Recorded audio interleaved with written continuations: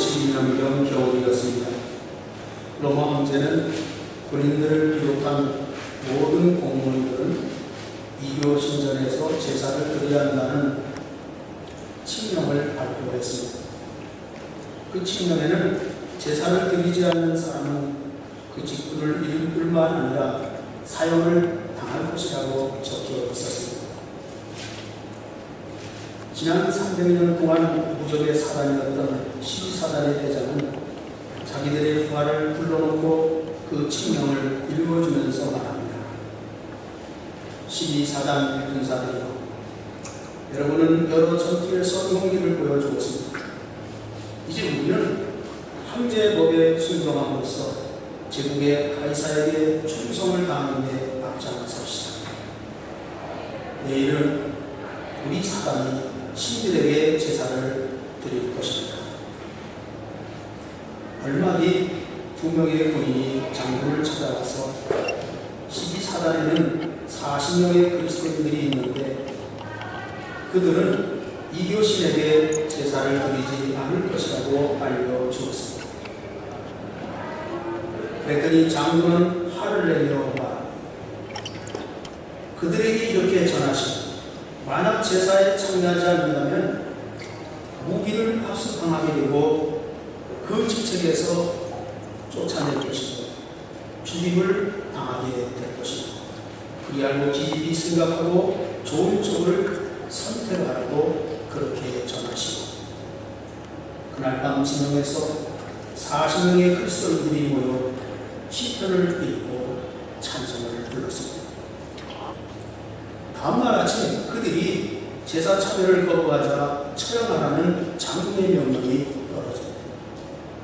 팔과 목이 묶인 채 제사를 거부한 사람들은 얼어붙은 호수 근처로 끌려갔습니다. 해가 지자 그들은 벌거벗긴 채 호수 한가운데로 끌고 갑니다. 그들이 세운 큰 전파를 참작해서 자신들의 주장을 참여할 기회가 주어졌습니다. 호수 옆에는 그리스도에 대한 신앙을 부인하고 제사를 드리기로 작정한 사람을 위해 따뜻한 목욕탕이 준비되어 있었습니다. 어둠 속에서 이들이 호수 가운데로 끌려가자 차가운 바람이 얼어붙은 호수 위로 불기 시작합니다. 목욕탕을 지키고 있던 도처병은 호숫가에서 장작불을 피워 몸을 녹이고 있었습니다. 그 보초병은 얼어붙은 호수 가운데에서 그리스도인들이 부르는 찬송 소리를 들었습니다. 그러나 밤이 깊고 가자 찬송 소리가 약해지기 시작합니다. 그때 보초병은 그리스도인들의 중얼거리는 기도 소리와 함께 천사의 목소리가 들려오기 오기 시작합니다. 그리스도의 좋은 군사 40, 순교자 40, 40개의 멸류관 이루리라. 그런데 조금 후에 그 천사들의 찬송 소리가 바뀌어 이렇게 부르기 시작합니다. 그리스도의 좋은 모사 39명, 순교자 39명, 그리고 39개의 멸류관이다. 그때 그 보초병은 따뜻한 목욕탕으로 걸어오는 한 사람의 발자국 소리를 들었습니다. 즉시 그 보초병은 무기를 놓은 채 소리를 지릅니다. 여기 내 옷을 입으십시오.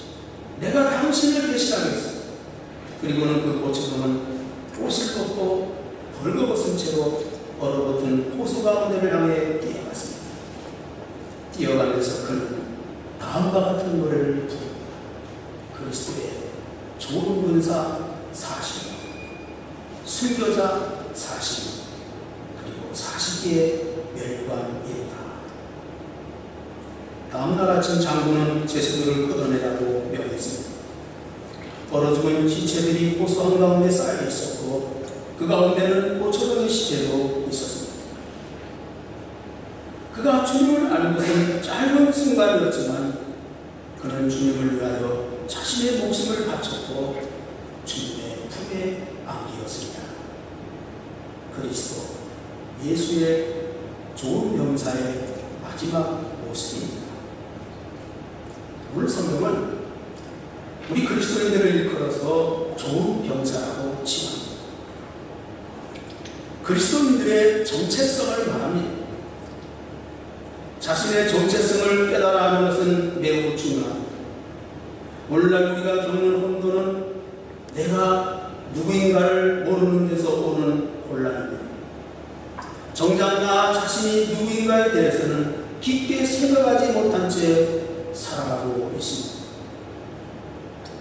아버지로서의 정체성을 자각하지 못하니 가정을 돌보는 일에 소홀하고, 학생으로서의 정체성을 깨닫지 못하니 공부하는 일에 관심이 없으며, 또한 교회의 직분자로서의 정체성을 잃어버리고 사니 교회 안에서 자신이 해야 할 일이 무엇인지를 알지 못한 채 신앙생활을 합니다.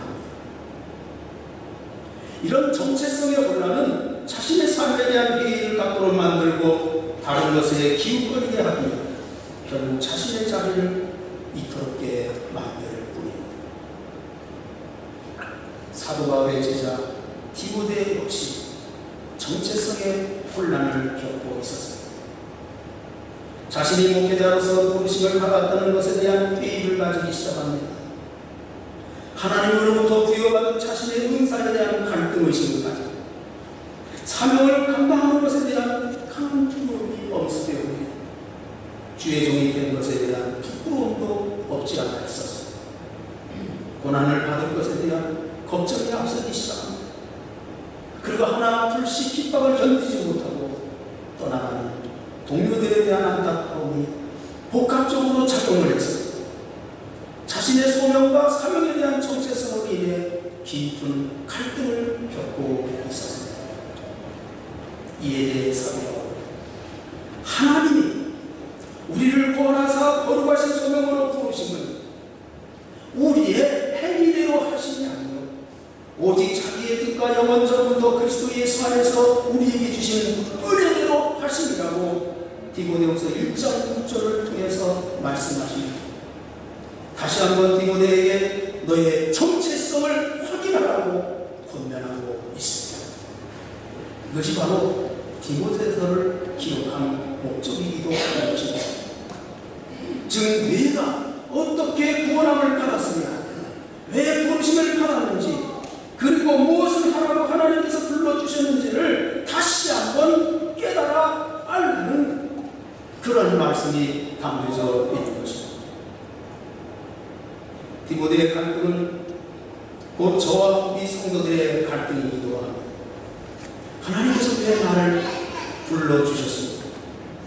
나에게 무엇을 하라고 불러주셨는지를 제대로 알지 못하기에 우리는 목회자로서 그리고 성도로서의 정체성을 잃어버린 채 혼돈 가운데 살아가고 있는 것이 사실입니다.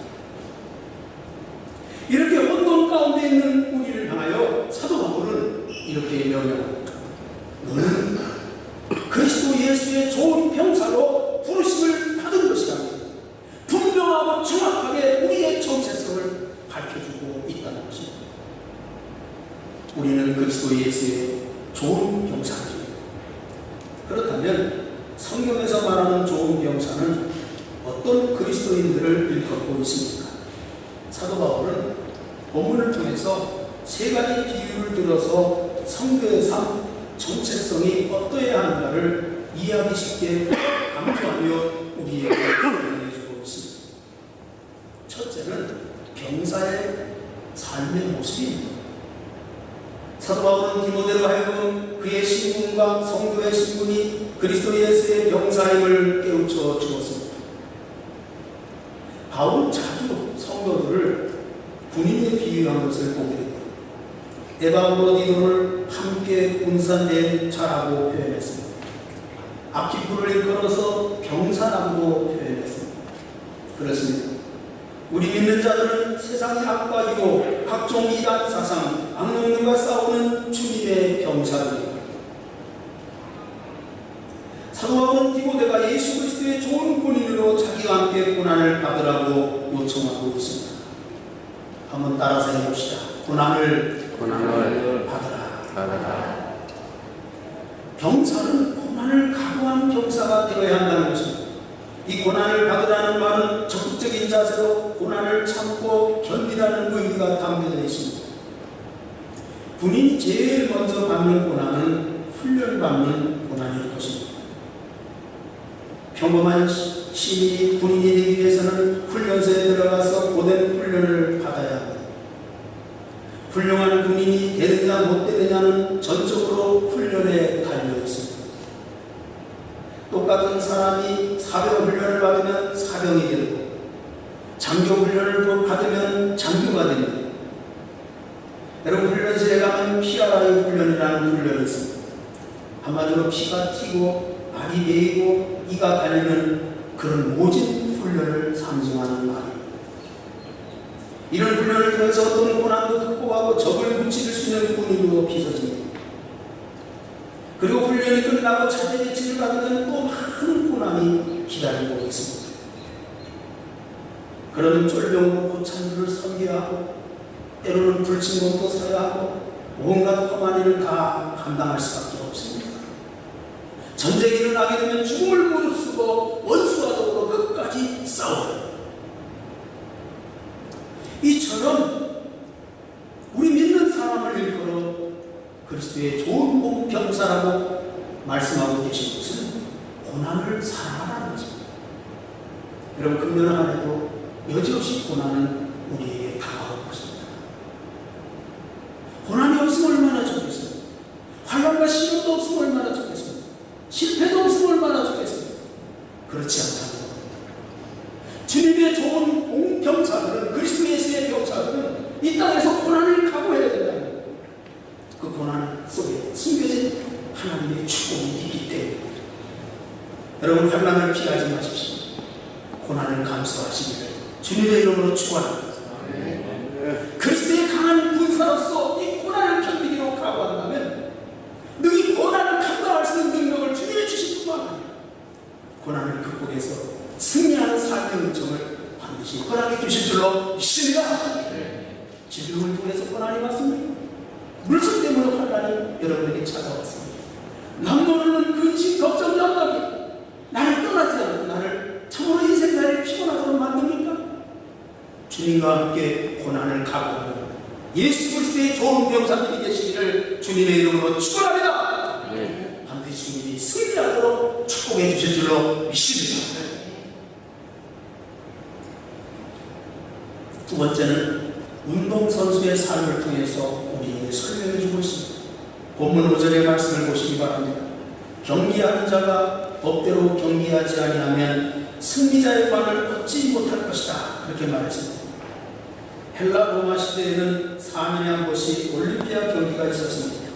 이때 주로 레슬링, 권투, 투창, 투원방, 마차 경기, 달리기, 넓이 뛰기 위해 음악과 시 경연이 있었던 것을 보게 됩니다.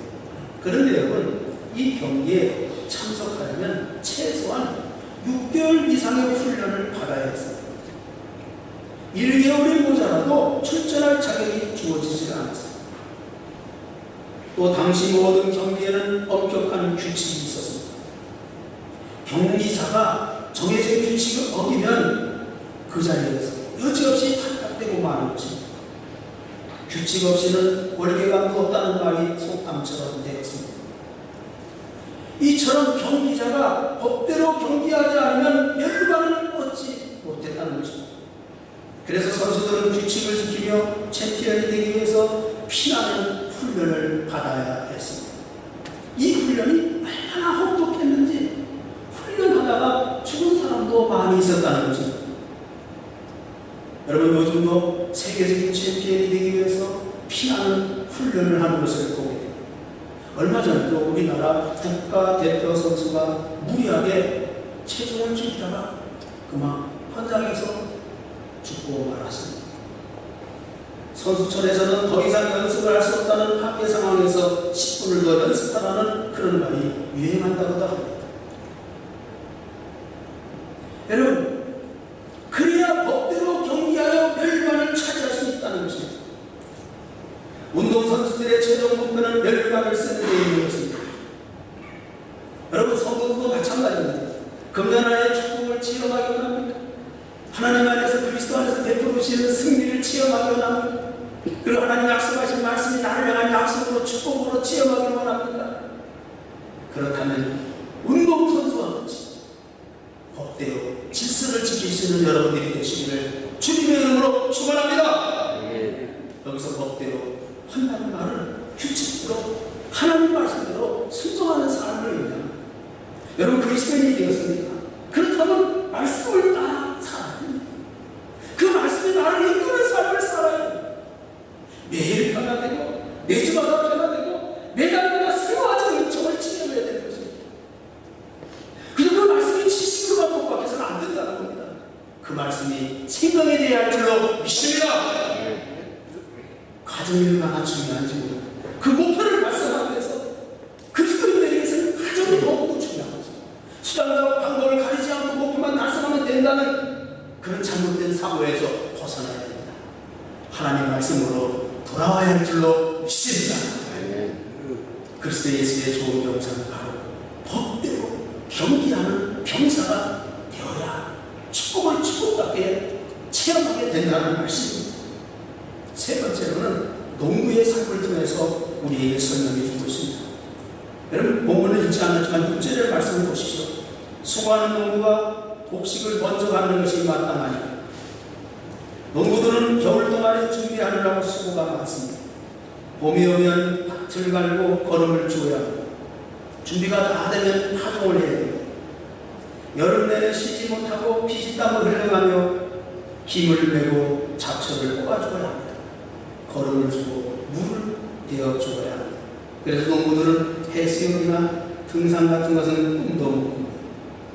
가을이 되면 해충을 잡아주고 새들을 쫓느라 정신이 없습니다. 그러다가 늦가을이 되면 추수를 해야 합니다. 부지런히 일하는 농부야말로 가장 먼저 곡식을 거두는 영광을 누리게 됩니다. 농부들이 하는 일은 단순합니다. 그러나 땀 흘려 부지런히 일해야 합니다. 게으른 농부는 일해야 하는 줄 알면서도 일하지 않습니다. 여름이면 덥다고 쉬고 겨울이면 춥다고 잠자고 날씨가 좋은 날씨면 날씨가 좋다고 놉니다. 이런 농부는 수확기가 되면 후에 눈물을 흘릴 수밖에 없습니다. 눈물로 씨를 뿌리는 자가 기쁨으로 담을 거두게 되어 있는 것입니다. 여러분 그리스도의 좋은 병사들도 역시 마찬가지인 것입니다. 때를 따라 씨를 뿌리고 김을 맺는 농부들과 같이 때를 따라 부지런히 최선을 다하는 인생을 살아야 됩니다. 할렐루야! 금년 안에 최선을 다하십시오. 주님이 함께 하시는 믿고 최선을 다하십시오. 성실한 인생을 살아야 하는 것입니다. 노름이 뒷받침돼 공짜 인생이 없습니다. 복권 맞으면 좋겠죠. 그러나 그것은 유행과 운수에 따라서 사는 인생의 결과였던 것입니다. 하나님이 여러분에게 물질이 필요하다면 여러분의 노력에 따라 반드시 물질의 복을 허락해 주실 줄로 믿습니다. 반드시 직장생활 승리하도록 도와주시고 사업이 변화도록 물질의 부여로 채워주실 줄로 믿습니다. 최선을 다하십시오. 땀과 피를 흘릴 정도로 노력을 일삼아야 되는 것입니다. 그렇습니다. 그리스도 예수의 병사의 정체성은 병사처럼 고난을 받아야 하고 운동선수처럼 강한 훈련을 받아야 하고 농부처럼 땀 흘려 수고해야 합니다. 짧은 단어로 요약해 봅시다. 한번 따라서 합시다. 인내, 훈련, 수고. 세 가지가 필요합니다. 여러분 금년 한 해도 우리는 약속의 말씀에 의지해서 출발해서 여러분은 그리스도의 좋은 병사가 되기로 결단을 내리시기 바랍니다. 여러분이 어려움이 있어 참고 인내하고 기다리고 때가 되면 기쁨의 날이 반드시 우리에게 임하게 될 줄로 믿습니다. 여러분 중요한 말씀으로 훈련을 받읍시다. 금년 안에 거저되는 인생으로 맞이하지 마시고 말씀으로 나를 쳐서 나를 강하게 훈련시킵시다. 그래서 하나님 말씀이 나를 이끄는 사람, 이 사람이 죽고 새 사람으로 거듭나서 그 새 사람의 삶의 스타일이 나의 삶의 스타일이 되어서 그래서 법대로 경기할 수 있는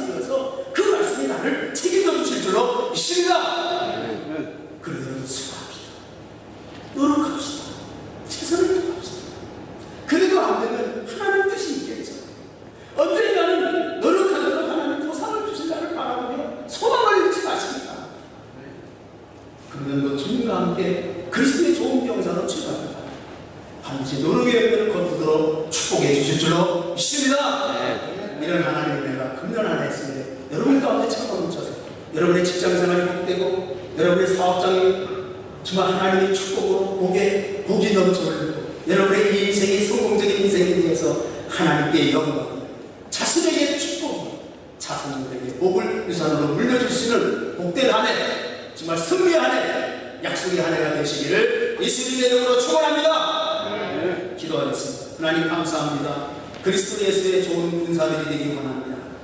우리가 인내하기 원합니다. 하나님 말씀이 이끄는 삶을 살아가기 원합니다. 최선을 다해 살아가기 원합니다. 그러므로 마지막 날 주님을 통해서 받을 칭찬과 영광의 멸관이 우리에게 약속한 멸관이요 칭찬이 될 줄로 믿습니다. 금년에 하나님과 더불어 시작하기 원합니다. 하나님과 함께 동행하기 원합니다. 하나님의 축복이 우리의 축복이 되기 원합니다. 그렇게 역사하시고 그렇게 축복하시고 그렇게 섭리하여 주시옵소서. 예수님의 이름으로 기도하옵나이다.